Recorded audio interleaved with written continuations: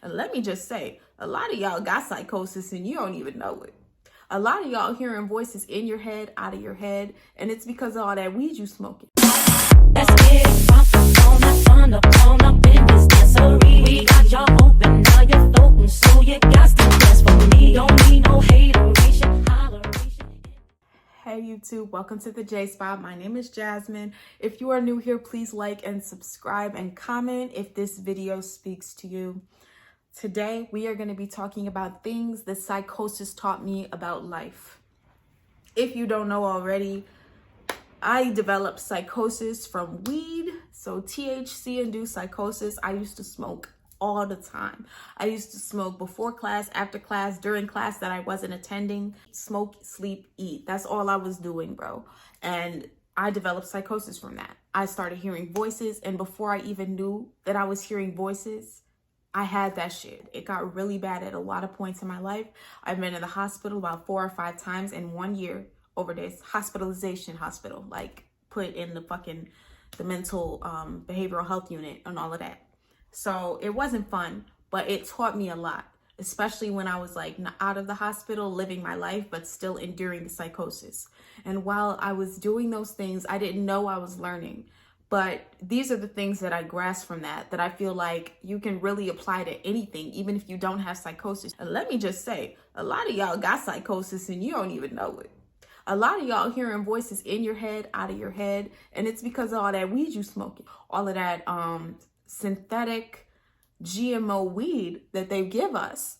That shit, you don't really know what's in that shit. That shit is fucking your brain up, but we're not even gonna talk about that part today. We're gonna talk about how to learn from it, okay? We're gonna turn it into power. We're gonna turn it into love, into something positive, alchemization, okay? I have 4 things that psychosis taught me about life. Number 1, life is literally what you make it. Life is literally what you make it, okay? Let me just tell you, I've had a lot of experiences that I'm a little embarrassed to share, but I'm going to share them anyway because I think they're important to learn from. I thought everything was like Beauty and the Beast and all of our furniture was alive, all of our appliances and like everything was alive. I thought every device, every utensil we used was alive. I thought everything was talking to me. I was doing my makeup one day and literally the voices that were, messing with me were saying, pick me, and telling me what brushes to use. I had experiences where I thought my fucking wardrobe, I had a big armoire at my old apartment. It was like a big, nice armoire furniture piece. I thought it was talking to me. Like, literally. And I really believed that shit. And I don't consider myself crazy at all. I'm quite intelligent, baby. Okay, make no mistake about it. I was Dean's List, honor roll, all of that before this experience. But this shit really, really had me going. I'm not going to lie to you. Life is literally what you make it. Whatever you experience, whatever you think, whatever you hear, that's what manifests for you. I've had experiences where I've heard a bunch of animals and shit. They had me thinking this was motherfucking Animal Kingdom. Okay, they had me thinking I was in the Lion King or something. I was just rolling with it, talking to the furniture that I thought was talking to me, listening to all of the things that I was hearing under this psychosis experience, believing it. So even if you're not experiencing shit like that to that extreme, nonetheless, you are creating your life. Life is literally what you make it. Whatever you think becomes your reality. So with that in mind, what do you want? It's not what's happening to you. It's not what you don't want. It's what do you want? That's what's going to propel you to the future you that you desire to achieve. It's not going to help you if you're thinking about all of the past things that messed you up. It's not going to help you if you're thinking about things that you don't want to be the case. Your anxiety is holding you back. And you have to remember that it's just anxiety. It's just anxiety. It's not real. It doesn't really impact your life unless you sit there and dwell on it and let it grow and fester in your mind. That's when it becomes reality. What you focus on grows. Always remember that. Your beliefs create your thoughts, which is what creates your action. So it's important to look at your beliefs, identify what exactly is good to believe and what is not good for you to believe, because those are affecting your thoughts that in turn affect your action. Okay? That brings me to the second point. Your mind and your body are two different things. I remember times when my psychosis was really bad, I was in the gym trying to lose this damn weight. And I would be in my head, I would hear voices and things, and they would be talking to me. And at this time, I didn't understand the power of not responding to them. So I was talking to them a lot. And I was losing count for my workouts. I was doing more reps than I should have, or sometimes I wouldn't know what count I was on and I would end up doing less. But the ones that really stuck out to me was the fact that if I was in a real good conversation with those voices, if I was really engaged in what they were saying to me and everything, I would forget what rep I'm on. And even if I'm on the 30th rep and I'm only supposed to be doing 20, I would not even be tired. And that's how I knew my mind and my body were two different things, because in that same sense, I could talk myself out of finishing my workout, listening to those voices. I'm tired, I'm gonna stop running. Boom, I stop running. You don't have to listen to your mind. Your body can do anything. It's your mind that stops you. And y'all know that phrase, mind over matter? Let's break that down. Mind over matter. What is matter? Matter is anything. It's not even necessarily tangible, because gravity, dark energy is matter. There's matter all around us. Even if we can't see it, it's matter. Matter is existence. Matter, in other words, is the third dimensional. Things we can see, hear, touch, feel, smell. Okay? Your mind is the fourth dimensional, fifth dimensional. Things that you create mentally. Things that you don't have to see to believe. If you want to lose weight, but your body, which is a little out of shape, is telling you you can't do it. You know, you think your body's tired and all of that. That doesn't matter, because your mind is telling you you want to lose weight. So it's mind over matter. I don't care if you're overweight and you're struggling to finish that last rep. Get it done. You can do it. It's mind over matter. Your mind and your body are two different things. Our third dimensional bodies are habitual creatures. They are creatures that do the same thing repetitively because it is subconsciously put into our routine. It's not something that we decide on a whim. So when you make a goal in your mind that you're going to lose weight, because it doesn't happen right away, because our bodies are habitual. If you've been eating McDonald's every day for the last 6 months, that's what you are inclined to do habitually, you know, on a subconscious level. But it takes your mind's discipline to choose the new habit that you want to adopt. Number 3, your insecurities and areas that you need subconscious healing come back to bite you. The only thing the voices that I was hearing during my auditory hallucinations had on me were all the things I was insecure about, all the things that brought me pain in the past. When those things, when healed for me, when I felt better about those things, when I stopped being sad over those things, dwelling on those things, they had no power over me anymore. The voices, they'll still say the things that they know get to me. I'm ugly, I look like a man, I'm fat, whatever. They'll still say those things to me in the rudest way, but it literally doesn't affect me. Let's say you like somebody and they tell you, yeah, you're fat, they're not gonna want you. They're not gonna like you back.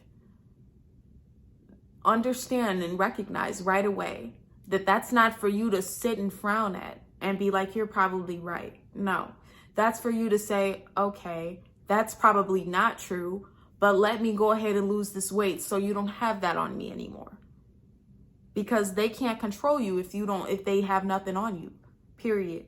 So if you are hearing things that you don't want to hear about yourself, if you are hearing things that hurt your feelings, address those things. That's your subconscious telling you something about yourself that you can change. And if you can't change something, it's not an insecurity. It's something you haven't accepted yet. And that's something you need to accept. But insecurities are things that you can change, that you feel guilty about not changing, and that's why you're insecure about it. You subconsciously feel guilty about the fact that you still have this situation going on, knowing you've tried to address it before, knowing you can address it in general. Okay, so the things that pain you, the things that traumatized you in the past, those things come back to get your ass every time. That's your ego will bring that shit up every time until you fix it. And that's a part of the game. We are in a matrix, people. If you don't fix one problem, you don't move on to the next level. You might be experiencing something different. You might be in a new place or at a new job or at a new house, but those same insecurities are going to haunt your ass. Them same blockages are going to keep you from your future best self. Okay, so it's important to understand that that part of you is what needs to be fixed. It's not for you to boo-hoo at. Number 4, nobody will hate you as much as you hate yourself, and nobody will love you as much as you love yourself. Ain't that some shit? I'm going to say it again. Nobody will hate you as much as you hate yourself, and nobody will love you as much as you love yourself. When I was dealing with psychosis at the worst time, like having breakdowns, going to the hospital, all of that, I was just starting to be with my boyfriend. We actually have a toxic, complicated relationship, but we won't even talk about that. We still together, okay? We still together. But when I first got with him and I started having my mental breakdowns and things because my psychosis was as bad as it had ever been, he stayed with me through the whole thing. One day, I don't even know how or why, but I ended up leaving him on the side of the road, like in the middle of nowhere, and I took his car. Like, I basically stole that man's car. And it wasn't me, it was the psychosis. And he ended up finding me or whatever, and my brother and him took me to the hospital. And after that, I assumed that he would never talk to me again. But he called me when I was at the hospital, and I was like, damn. And that's when I fell in love with him. Ain't that cute? But it was just like, oh my God, I thought you hated me. Like, I was really thinking to myself, like, oh my God, I thought you would never like, no, bro. It doesn't matter how bad you are. Nobody will, you shouldn't punish yourself for it. I deserve somebody to be on my side like that. I deserve for someone to have, I deserve to have that support. But I didn't believe it. I didn't know it. I didn't feel that. And I didn't know that I was hating myself more than the other people who I was really, inadvertently affecting with my psychosis. I didn't know that they were still going to love me through it. I didn't know that. I was shocked to see it. So remember, it might not be to that extreme, but no matter what you do, no one hates you as much as you hate yourself. No one is punishing you for it as much as you are punishing yourself. It is your job to heal that relationship with yourself and to love yourself through it all. And on the flip side of things, nobody will love you as much as you love yourself. You're not that wonderful that you are, just on someone's mind 24/7 and you are the only thing that they think about and they just love you so damn much. No, they love themselves more than they love you because that's why they do things for themselves and it comes off as selfish, but no, it's really just them doing what's best for them at the time, whatever they decide that is. And you need to do the same thing. No one will love you as much as you love yourself. And if you don't love yourself enough, ain't nobody gonna love you enough for you. Okay? It goes both ways. Because it's not that you ain't special, but it's that we're all special. And that's what makes everyone special. We are all different people. We are all temporarily having a human experience. We are all mini gods and goddesses sent from the divine energy realms of this universe, and we are not more special than the other. We all have that innate potential. It's your job to cherish, develop, and grow your own innate power, just like it's everybody else's job to do the same thing. It's no one else's job to fill your cup. And I know you've heard that expression before. It's nobody else's job to fill your cup. You have to fill your cup. So those are my 4 tips from psychosis that I learned. If you guys want to hear some real wild ass story times about my psychosis, put that in the comments because I've done some crazy things. All right. Love y'all. Have a great day.